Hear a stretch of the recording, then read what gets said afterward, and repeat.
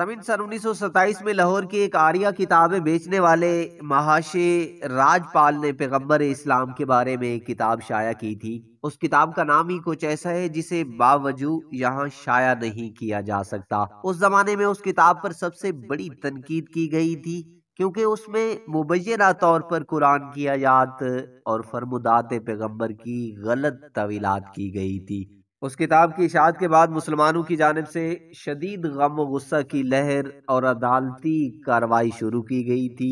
24 ستمبر 1928 کو لاہور کے ایک شخص خدا بخش نے اس گستاخ رسول راجپال کو اس کی دکان پر نشانہ بنایا، تاہم اس نے بھاگ کر اپنی جان بچائی اور خدا بخش گرفتار ہو گیا اور اسے 7 سال قید کی سزا سنائی گئی تھی۔ اس کے بعد افغانستان کا ایک شخص عبدالعزیز، ایک مرد مجاہد، کفن باندھ کر گھر سے نکلا۔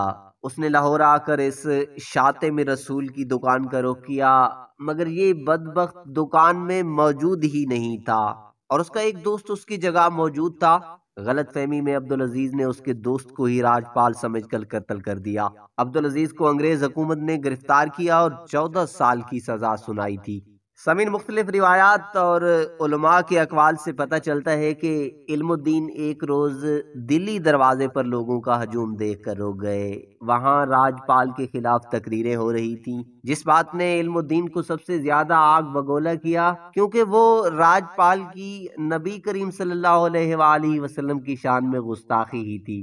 آج کے عاشق رسول صلی اللہ علیہ وآلہ وسلم کی مانند علم الدین بھی اس بات کو برداشت نہیں کر سکا کہ کوئی اس کی محبوب ترین ہستی کی شان میں گستاخی کرے۔ سامعین، علم الدین اس وقت روشن خیال شخصیت کا مالک انسان تھا۔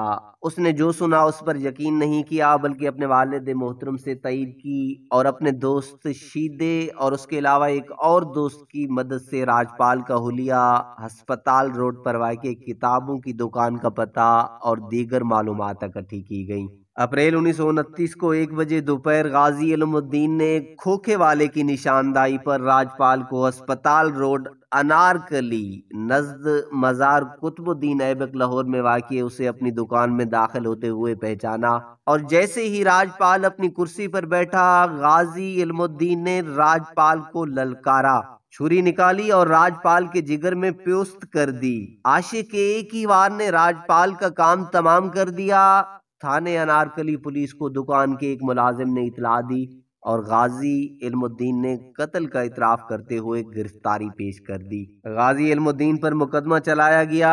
ان کے وکلاء میں بانی پاکستان محمد علی جناح بھی شامل تھے۔ یہاں یہ روایت بھی مشہور ہے کہ قائد اعظم محمد علی جناح نے غازی علم الدین کو کہا کہ آپ اس قتل کا انکار کر دو کہ آپ نے قتل نہیں کیا، آپ کی سزا ختم کروانا میری ذمہ داری ہے۔ جس کے جواب میں غازی علم الدین نے جواب دیا کہ تمام زندگی میں نے ایک ہی تو کام کیا ہے اور آپ اس سے مکرنے کا مشورہ دے رہے ہیں۔ سن 1988 میں لاہور کے مصنف ظفر اقبال نگینہ کی ایک کتاب غازی علم الدین شائع کی گئی۔ ظفر اقبال نگینہ نے اپنی کتاب میں لکھا کہ سزائے موت پر عمل درآمد سے 2 روز قبل علم الدین نے اپنے ایک دوست شیدہ سے کہا تھا کہ یہ درست ہے کہ راجپال کو میں نے ہی قتل کیا تھا۔ بعض لوگ کہتے ہیں کہ میں نے موت سے ڈر کر عدالت میں ارتکاب فعل سے انکار کیا، یہ غلط ہے۔ ہر مسلمان کا عقیدہ ہے کہ دنیاوی حیات عارضی ہے اور ہم سب کو ایک نہ ایک دن اس دنیا سے رخصت ہونا ہے، پھر میں کیوں کر موت سے ڈر سکتا تھا۔ عدالت میں میرے جو بیانات ریکارڈ ہوئے وہ میں نے اپنے بزرگوں کے کہنے کے مطابق بادل ناخواستہ دیے تھے۔ میرے لیے یہ خبر انتہائی مسرت کا موجب ہے اور میں خوش ہوں کہ پروردگار نے 40 کروڑ مسلمانوں میں سے مجھے اس شہادت کے لیے منتخب کیا۔ 7 جولائی 1929 کو ہائی کورٹ نے غازی علم الدین کو سزائے موت کا حکم سنا دیا۔ 15 جولائی 1929 کو ہائی کورٹ بینچ نے بھی سیشن کورٹ کی سزا کو بحال رکھا اور غازی علم الدین کی اپیل خارج کر دی۔ अपील खारिज होने की इतला जब गाजी इल्मुद्दीन को दी गई तो आपने फरमाया, शुक्र अल्हम्दुलिल्लाह, मैं यही चाहता था बुज़दिलों की तरह कैदी बनकर जेल में सड़ने के बजाय तख्ता दार पर चढ़कर नामूसे रिसालत पर अपनी जान फिदा करना मेरे लिए हजार अब्दी सुकून और राहत है। 31 अक्टूबर 1929 बरोज़े जुमरात को मियाँ वाली जेल में आपको शहीद कर दिया गया। 4 नवंबर 1929 को जस्ते खाकी की हवालगी का मुतालबा लेकर एक वफ्द ने गवर्नर पंजाब से मुलाकात की, जिनमें अलामा डॉक्टर मोहम्मद इकबाल, मौलाना अब्दुल अजीज, मौलाना जफर अली खान समेत कई अहम शख्सियात शामिल थीं और गवर्नर को यकीन दिलाया कि तदफीन पुरअमन तरीके से होगी।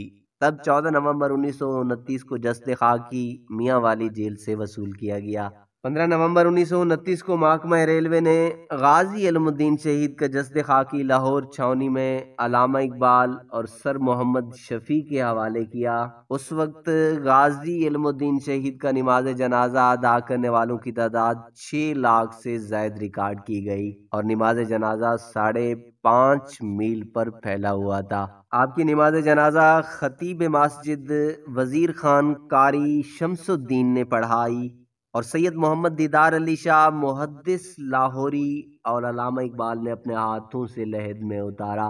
इस मौका पर डॉक्टर अलामा इकबाल ने फरमाया था, ये तरखानों का लड़का हम सब पढ़े लिखों से बाजी ले गया। आपकी आखिरी आरामगाह मियानी साहब कब्रिस्तान बहावलपुर रोड में एक नुमाया मकाम पर मौजूद है। समीन आखिर में गुजारिश है कि चैनल को सब्सक्राइब और इस वीडियो के बारे में एक कमेंट देना ना भूलिएगा।